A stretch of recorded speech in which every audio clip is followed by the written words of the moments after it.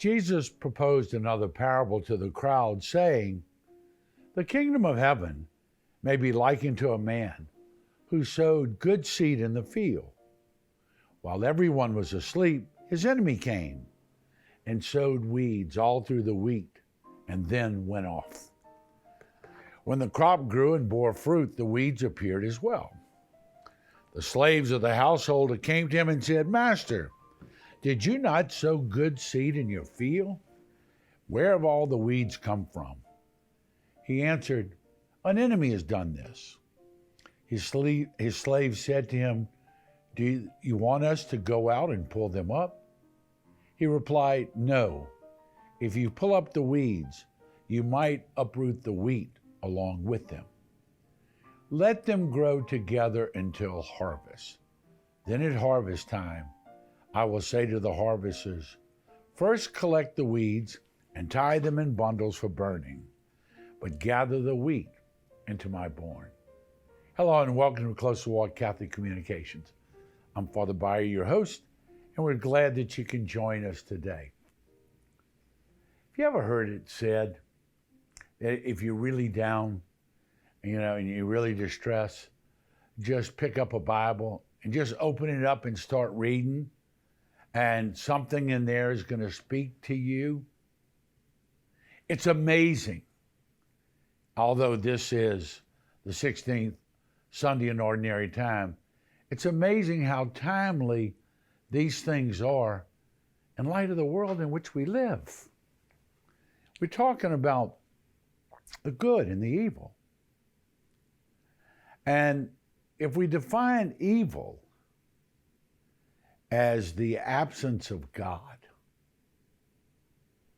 the absence of evil is directly proportionate to good. And if it's of God, it's good. If it's devoid of God, it's evil. And our Lord is reminding the disciples, guess what? You're going to live in a world in which there's evil. It's always going to exist. It's never going to go away. And I don't know about you, but I look at the world situation right now. I look at the way things are going, and I say, there's an absence of God. Now we're at this point where we see all these protests in the streets and the Antifa, and they're burning down buildings, they're burning down statues, they're changing names of everything, and they want to have a discussion. It's good. Discussions are good. And if both sides go into the discussion realizing they have something to learn, and the discussion will enrich my knowledge, discussion's a wonderful thing. But if you try to go into a discussion and one side has reached the conclusion, then they're really not looking for discussion. They're looking for disciples. And although we're told in this current situation that these are the people who are tolerant and want to love everybody and they want to accept everybody, they accept everyone except someone who thinks differently from them. They'll spit in their face. They'll, mock them and do terrible things, and just watch the news. It happens. And unfortunately, more often than not, the news supports those people who have the absence of God. And so when we talk about discussion, I have two questions. Have there been any conclusions? And if there are conclusions, it's not a discussion. I'm not showing up. The second is, can God be part of the discussion? If God is not part of the discussion, I've got nothing to add to it. I've got nothing to bring to the table, because God is the reason why I live. And the older you get, the more you realize the closer you are to hopefully meeting him and seeing him face to face. And one day hear him say, "Well done, good and faithful servant." A few weeks ago, he reminded us, if you deny me before others, I will deny you before the Father. And so to go into a discussion and not be allowed to bring God into that discussion, I'm not capable of that. And you say, well, can't you have the discussion without bringing up God's name? No, I can't. Because right and wrong and morality emanates from God, not from opinions, not from the court system, not from the angry people in the street yelling. Right and wrong emanates from God. Our morality is based on the law of God. And in case you may have forgotten, we're supposed to be one nation under God, and God is no longer allowed in the public square or part of the public discussion. And that challenge for us to live alongside of evil is very difficult, especially when anyone who mentions God's name is shouted down and accused. Well, let me tell you something. Our rich history is the voices of people who, in the midst of all else, refused to turn away from God, refused to not speak the truth of God. They spoke of God, they spoke of their beliefs. In our rich Catholic history, we call them martyrs because they were willing, in scorn of the consequences, to speak the truth of God, and it cost them their lives. I don't know if you remember the late Cardinal Francis George of Chicago and his prediction about the state of where our society has come. And he made the statement, he said, "I will die in my bed. My successor will die in jail. His successor will die in the public square. And his successor will start to rebuild the church." And a lot of people thought of that as an over-dramatization.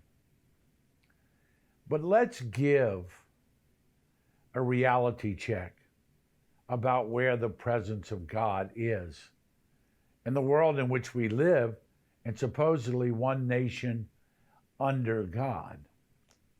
We just recently went through a Supreme Court decision that says there's no such thing as gender.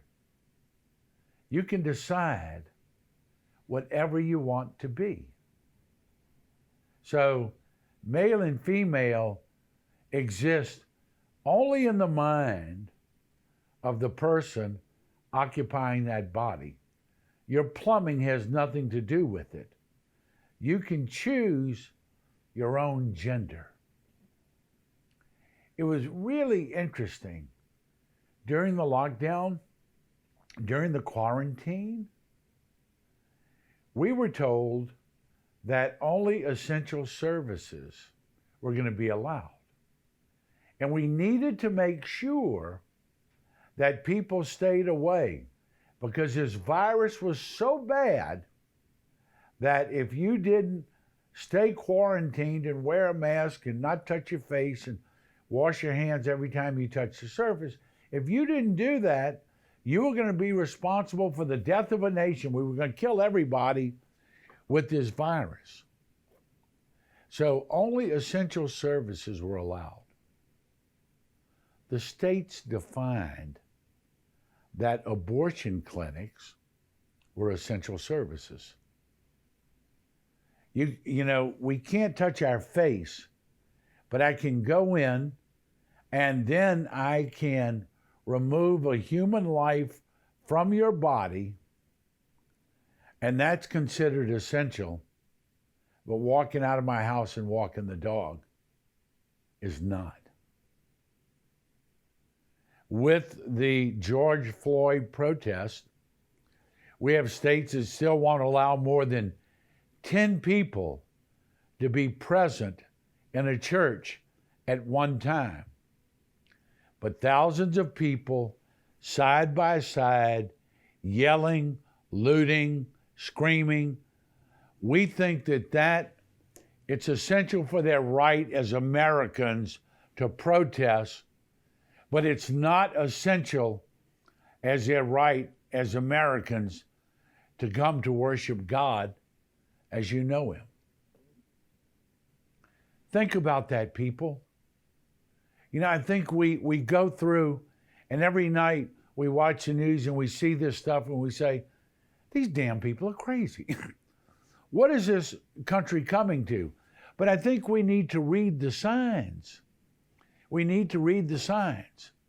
Now, I can't go to a hospital and have my tonsils taken out or my child's tonsils taken out unless that doctor has a license from a licensed medical school and has already been granted privileges at this hospital to remove your child's tonsils in case there's something that goes wrong with their tonsils.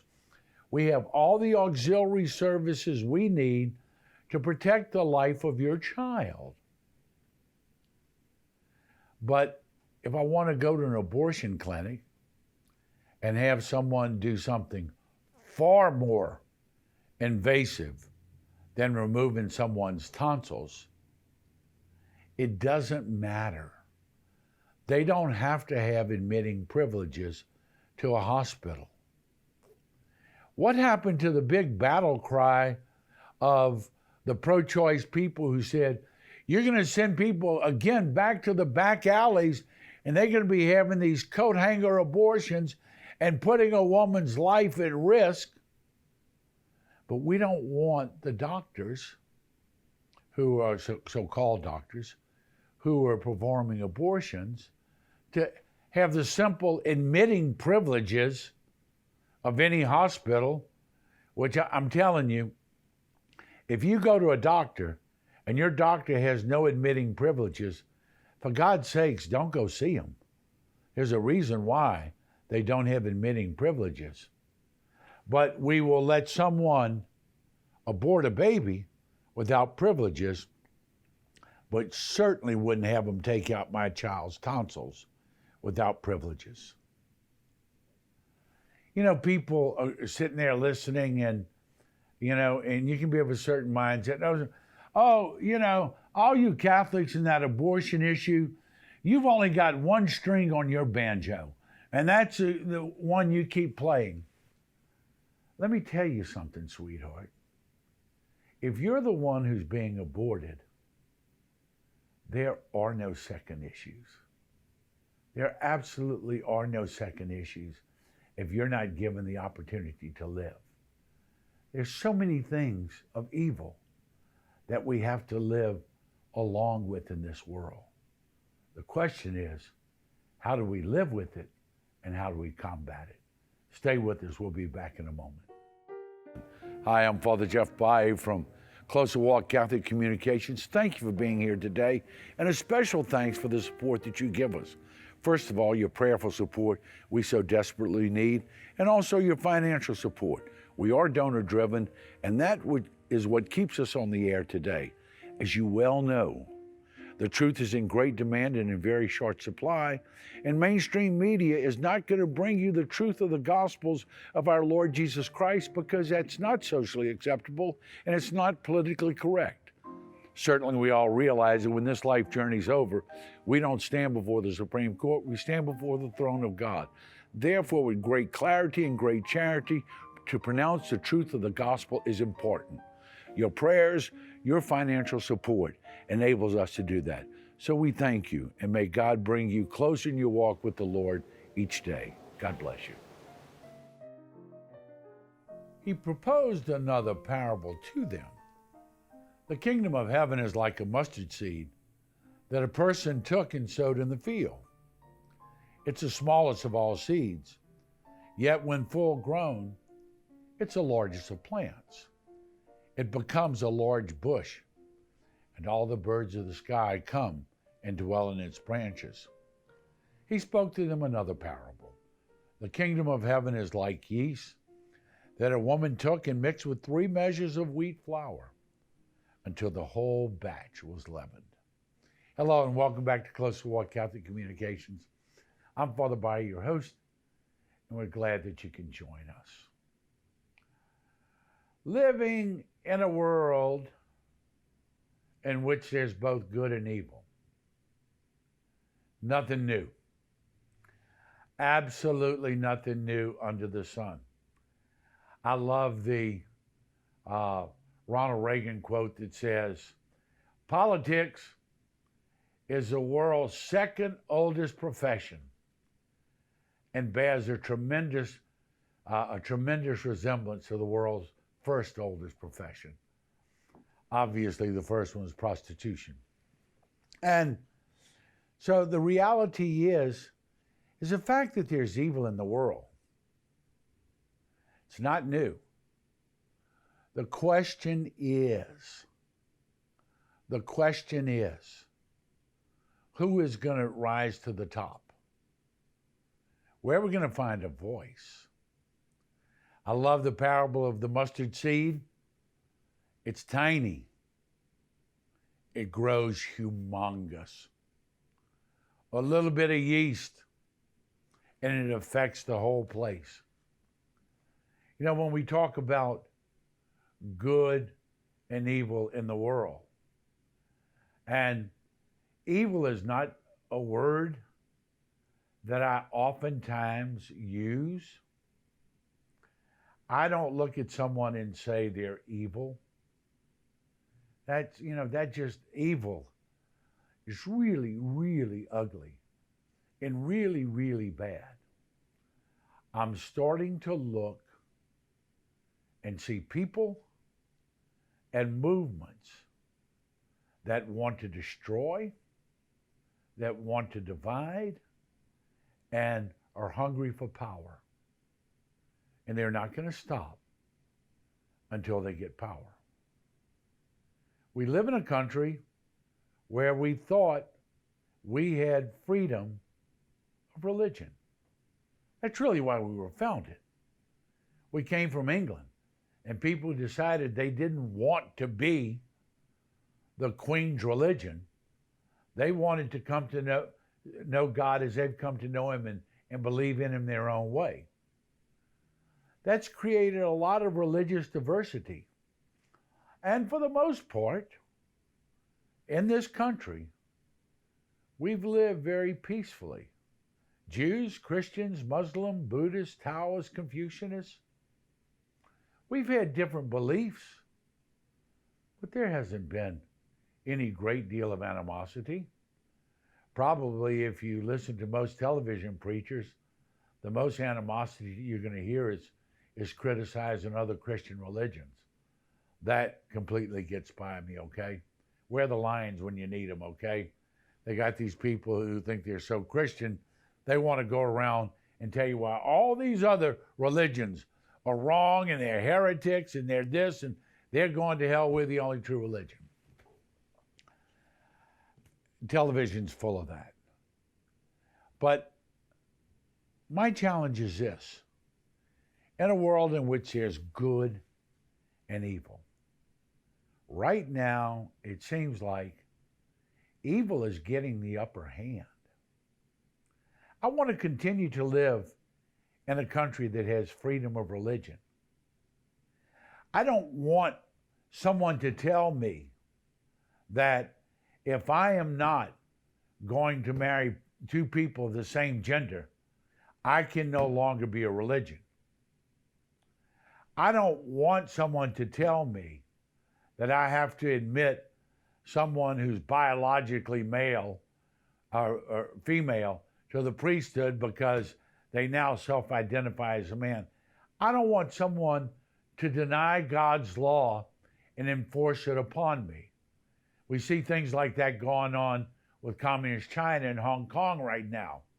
We see what they're doing to the Catholic Church, trying to persecute them to make them buckle under. Do you realize how many of our dioceses throughout the United States no longer do Catholic charity adoptions? The reason why? Because federal law would force them to give children to be adopted in same-sex relationships. I am one of the founders of a shelter for juvenile victims of human trafficking. I'm completely donor-driven. You know why I don't take state and federal money? Because I'm not going to abide by the federal definition of woman's health care. I'm not going to be an abortion provider. God knows what these children have been through is horrendous. And they don't deserve it, poor darlings, and someone needs to protect them.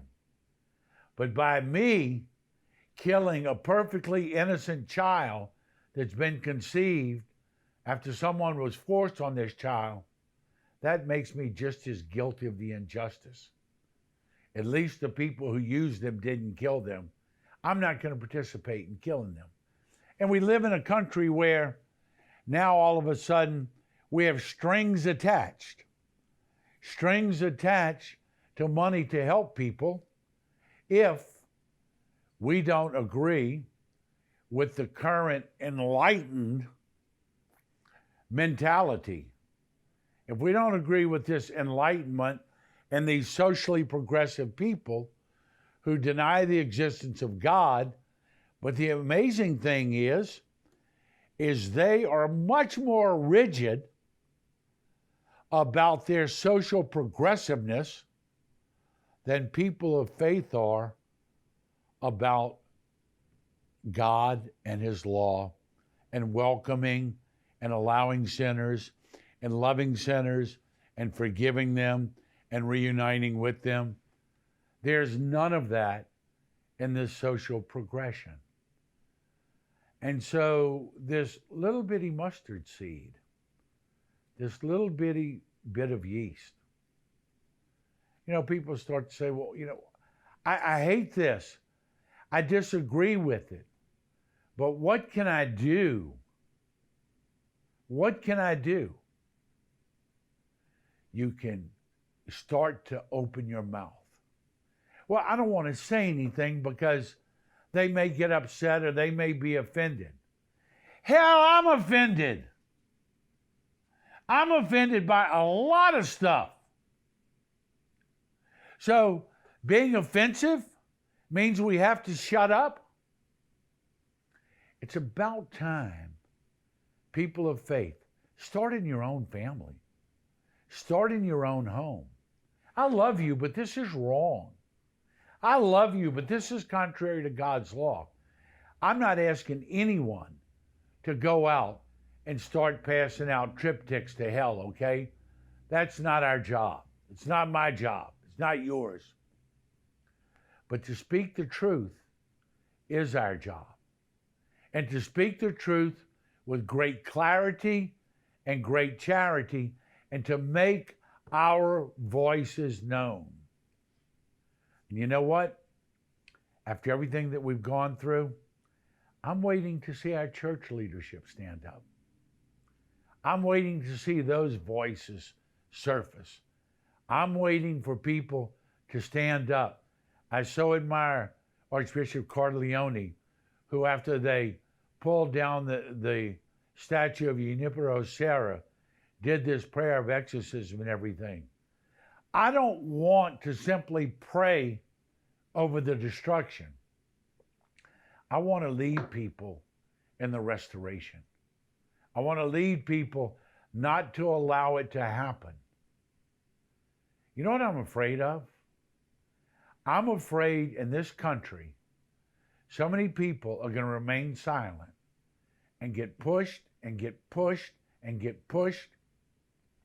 And when they come out, it's going to be bad. I know what my temper's like. If I'm upset, I got to tell you something. Hey, wait, I really wasn't happy with that. Because if you keep doing it and I keep putting up with it, I don't like what I look like when I'm really angry. I don't like what I say. I don't like what I do. And just saying, oh, isn't this terrible? This country's going to hell in a handbasket. That isn't doing anything. Find your voice. Find a voice among the people of God. Find it within your parish. Find the voice to protest as peacefully. You know, protest is part of ours, and they were, you know, the great governor, mayor of New York, protesting is essential, right? Good boy, Bill. But anyway, protesting is essential. I think it is. So I want us to start protesting the fact that they want to pull down the statue of St. Louis in St. Louis, Missouri. The fact that they want to pull down statues of Jesus because he's white, so he's got to be racist. What are we going to do? Sit around? Find your voice. Organize a good protest.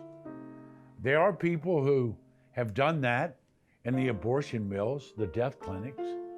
But let's start to stand up for a nation under God. Let's start to stand up. And I'm not asking you to break the law. I'm asking you to find your voice. I'm tired of all these crazy people with the mask in front of their face, who most of whom grew up playing in a scoreless soccer league and they got a trophy for being on the team, a bunch of spoiled kids. I'm tired of them telling me what justice is. I'm tired of them telling me what discrimination is. I'm a Lebanese kid who grew up in the South. Oh yeah, everybody said, oh wonderful, you're Lebanese. We're gonna let you in. Or look at the Italians, or look at the Irish. Look at any immigrant group. They've all suffered. Find your voice to be one nation under God. Find your voice to do the things that stand up for God. Because if enough of us remain silent, maybe there's going to come a time where there's no one to stand up for us when they start to come after us. Ladies and gentlemen, they're heading this way. It's time for us to do something with great clarity and great charity. Speak the voice of truth in the midst of a society gone mad. Thanks for being with us. May each day bring you closer in your walk with the Lord. God bless you.